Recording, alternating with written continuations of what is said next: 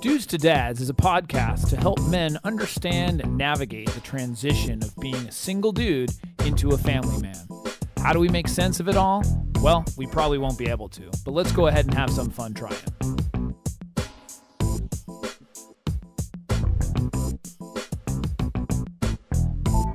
And we are back. We are back. I'm Jason Kreidman. I'm Alan Bush. And this is Dudes to Dads. And as I was saying that, I was laughing because not really any reason other than just being happy. That's great. It's a good I was feeling. thinking, I was like, you know what? I really enjoy this. Yeah. I think that's where my head was. It was That's like, great. I really enjoy doing the show. I like hanging out with you. It's like the discussions always get really, in fact, it's funny because we have really good discussion before and after the podcast as well. Right. And sometimes it's related to the material and sometimes it's not. Sometimes it's completely off the material.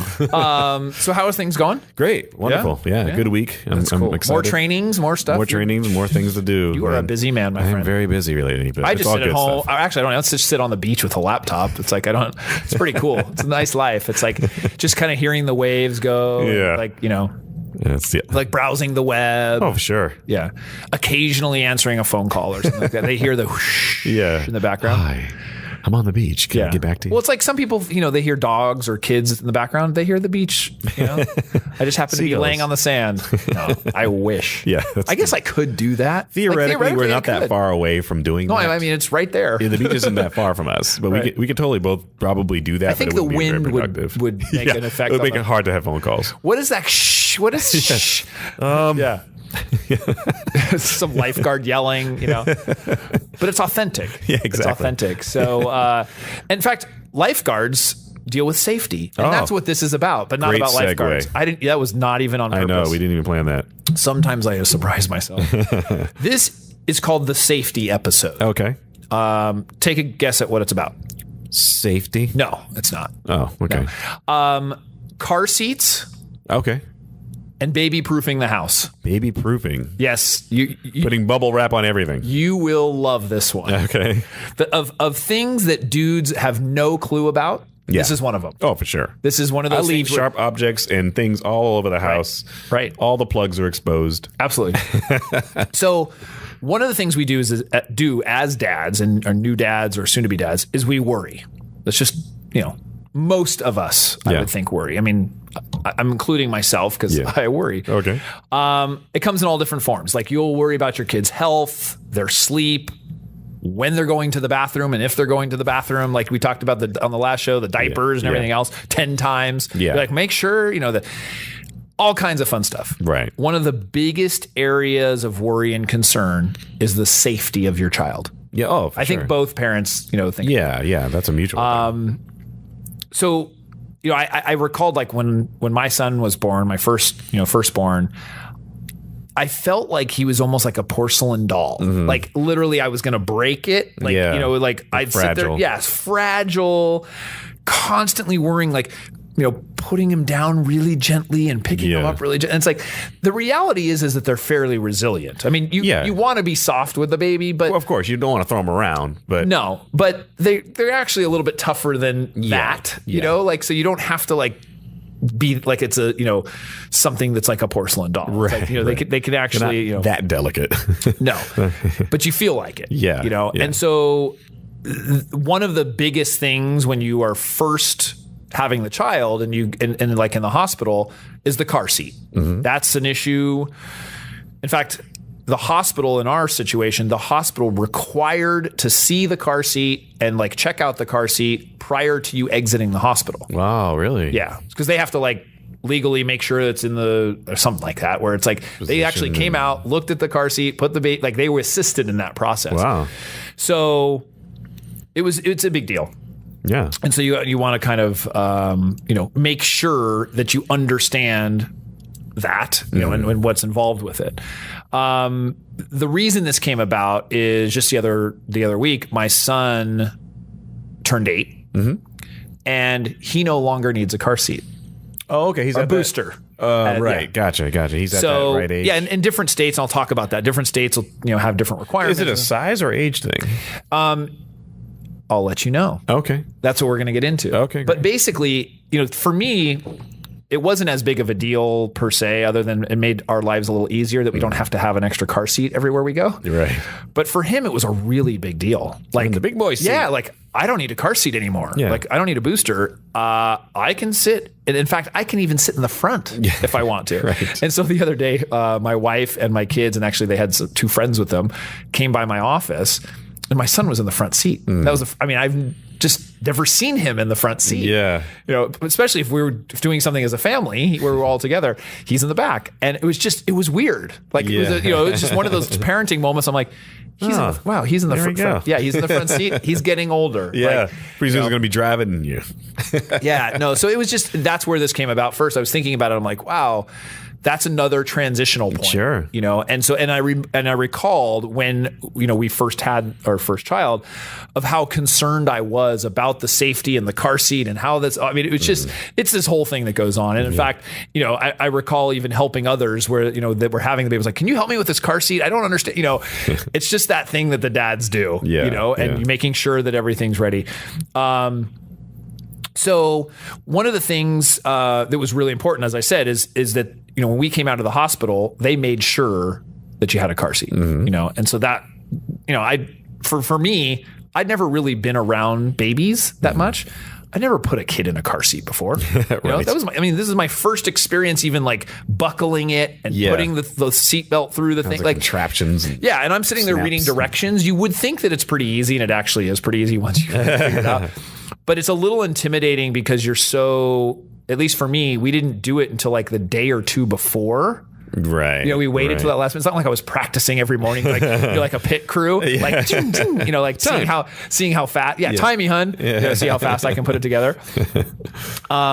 But it you know, and they're very simple now. I mean, there's all kinds of contraptions where like you have the car seat and then the actual mechanism that attaches to the car, and then you have like options and, you know, sunroof, dude. Totally, there's so many different aspects to it, and they get ridiculously expensive. Yeah, and you want to make sure there's padding, and so you have these little like foam things around the baby because the baby's so small in the beginning. It's this whole thing that when when you have the baby, you didn't even know that this exists. Yeah. It's a totally different world. Well, I have friends that have babies and, you know, or kids or had kids, and like that always surprises me. Some of the contraptions that they build, I'm like, what? Yeah. This thing is bumpers? No, and then there's other ones where you know, and this was a great thing, is where you can take the car seat out of its socket, whatever you want to call it, and put that directly on the stroller. So the stroller is compatible. Stroller technology is awesome.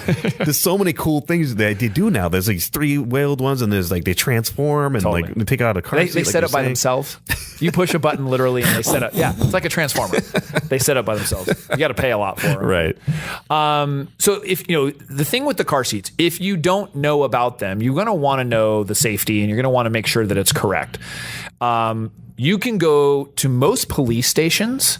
They'll have a person there that is involved in safety, and whether it's even child safety or whatever. Yeah. So they welcome that. You know, they want to make sure, obviously, that people, also in doing some of the research, there's actually child safety fitting stations.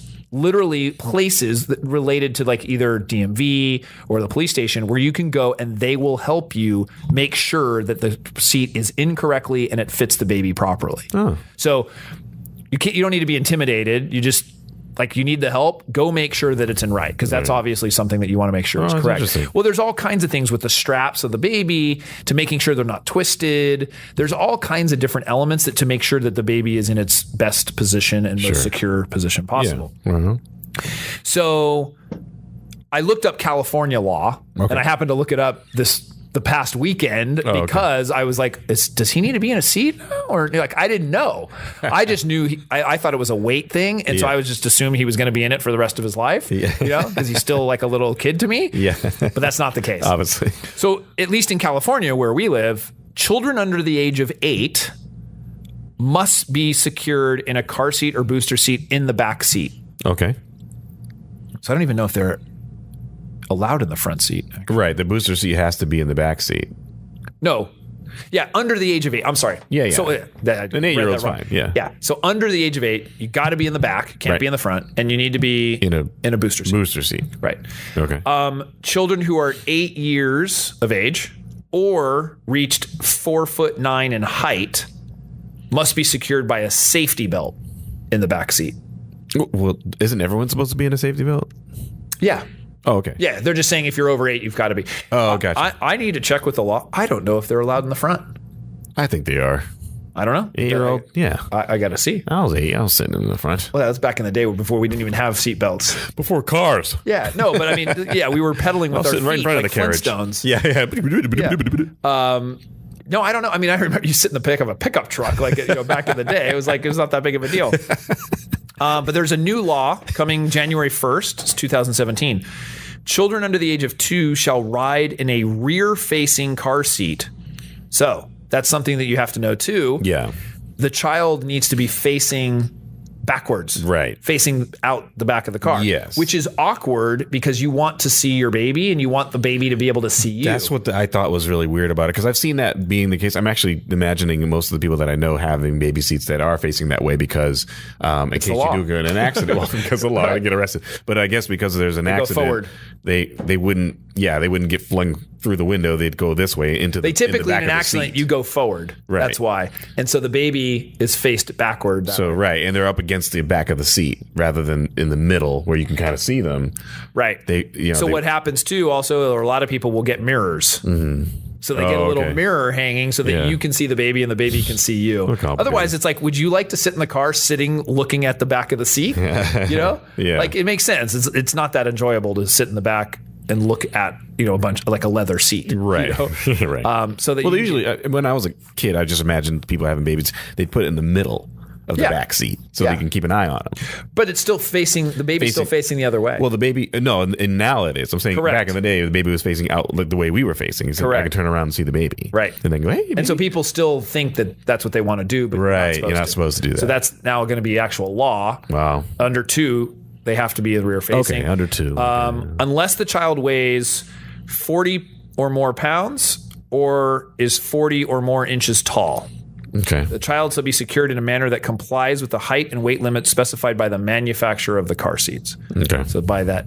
So I wanted to see a different state. I just randomly, I picked New York. And so with that, it's actually a little bit more simple. It just says all children under age 4 ride in child safety seats, which are essentially the full car seat. Okay. Children ride in child restraint systems until their 8th birthday. So basically, that's kind of the same thing. Yeah. They're a little bit more specific with the age 4 thing, but a child's restraint would mean a booster seat of some kind or something like that. Yeah. So it was, it was just funny because it was a big deal to my son. I was like, whatever, like, that's cool. And then I realized how much of a big deal it was. And then it became a milestone for him. Yeah.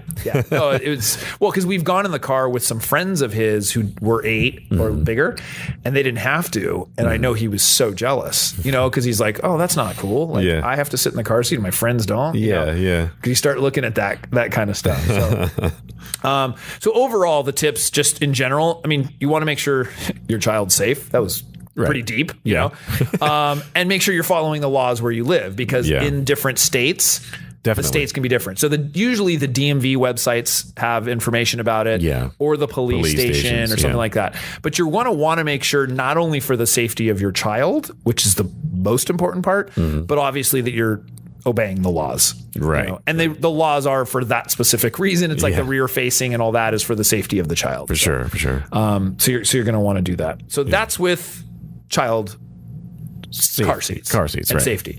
So the next topic was baby proofing the house. Have you ever heard that term? Yes, I've heard that. As a matter of fact, if I think back correctly, my grandparents, when I lived with them, I was a little kid, but they didn't baby proof it for me specifically. I had a younger cousin that would come over that was a baby, and so there would be these plastic plugs inside the actual sockets. We're going to talk about those. Yeah. So and I always wondered why. I was like, well, Does it make it hard to plug things in? Right. And then I realized, even as a kid, I was going, it makes it hard to get the knife that in might there. be for my cousin. Yeah, I can't stick a big metal thing in this. Right. I think it was, I realized, it's for my cousin. So she can't put her fingers in there. Oh, okay, I get it now. Or things. Or things, or other objects. Right. So there's an entire industry essentially made on baby proofing. Right. Like baby proofing houses or, different locations. Yeah.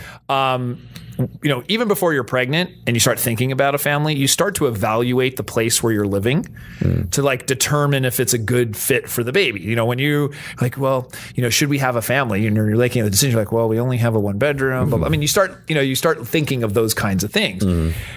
Are we going to, have enough room, and is it safe? Yeah. So the real kicker, because when you have the baby still, you don't think about it, but if some people don't, the real kicker is when the baby starts to crawl. Yes. And there's movement. Oh yeah, and they get around quickly when they get the hang of it. Yeah. They're booking it. So when they start crawling and they start moving around, all of a sudden it becomes a big worry. Yes, yes. Because, and especially if you're not watching, exactly. So, as an example, like we had a pool in the backyard. We had an unfortunate incident at a neighbor's house at a party where my daughter fell. Literally 2 seconds. Fell in the pool. Just was walking. Yeah. Fell in the pool. Luckily, my brother-in-law saw it, jumped in. Yeah. Like it was freaky. Yeah. Freaky. With the idea that like if it doesn't take very long for that to happen. Right. And so I mean we immediately, which we already knew we were doing, but because we had a different fence, as soon as they were able to, even before they were able to crawl, we had a fence around our pool. Oh, okay. So we had the fence around our pool. Our neighbor did not. They didn't have small children. Right. So they don't think about that stuff. And quite frankly, like when you're at a party and you're sitting there holding your child, you don't really think about it either. And it was one of those freak things. Yeah. Luckily everything was okay. But, are there stairs in the house? Like that's a question. Oh, right. So we're going to need a gate. We're going to need a gate on the top of the stairs, on the bottom of the stairs. And we had a gate up for I don't know how long because we had our first child and then we ended up having the second child. It was literally like 4 years of gates, 5 years of gates. Yeah. We had to step over it, go. I mean, there's like holes in the wall, but that's what you did because we have really steep steps up to our second floor and they're wood. So they're totally slippery too. Yeah. So there's no way a child should be on that. I mean, even to this day, we've had slips and all kinds of stuff. We probably should get rid of them. But it's really, really dangerous with stairs. Yeah. And so, glass coffee table or any table at their height.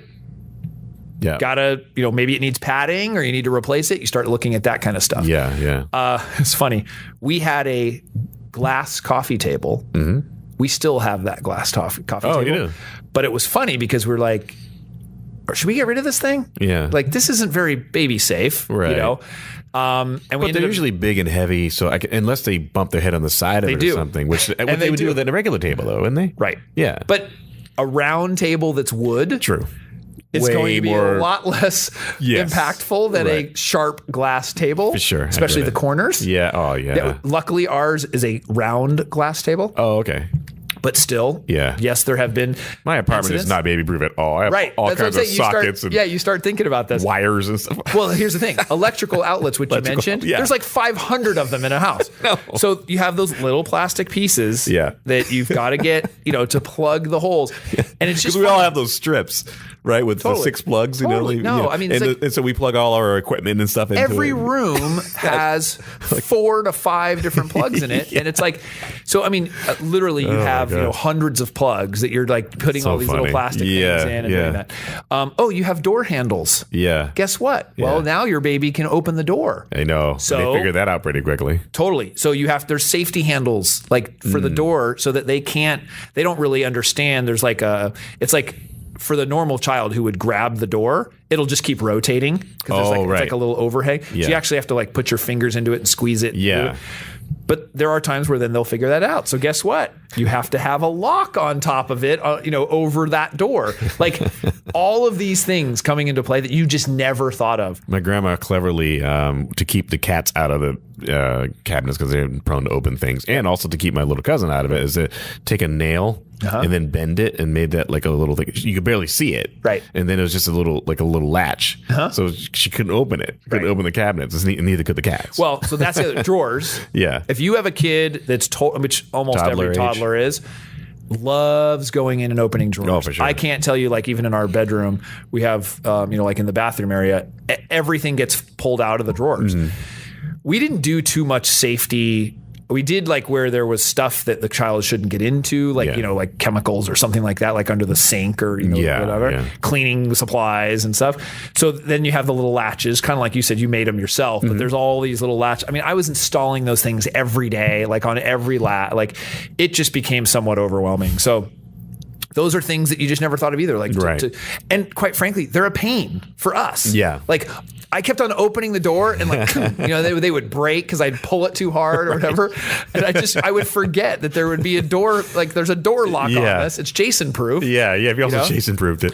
And my daughter wasn't as bad, but my son, man, I mean, he loved every single door opening, closing, just grabbing. It was just nonstop. Yeah. Yeah. So once they start doing that, and there's some things where you just, you kind of have to roll with it. One of the biggest or the scariest things for me was we have pretty much all throughout our whole house hardwood floors. Oh, right. So there's no carpet. Yeah. So when they begin to walk, they fall a lot. There's really not much you can do. Yeah. Like, other than you're sitting there following them the whole time. Yeah, and what's cool about the way they fall is usually they have a low center of gravity. A little bit on their butt. And with this, usually has a diaper on it. Yeah. And occasionally they may fall kind of hard, and then you kind of go, Well, and so what'll happen, though, is that they'll fall on their butt and then fall backward, especially when they very first start. So they hit the back of their head. Oh, and they bump it.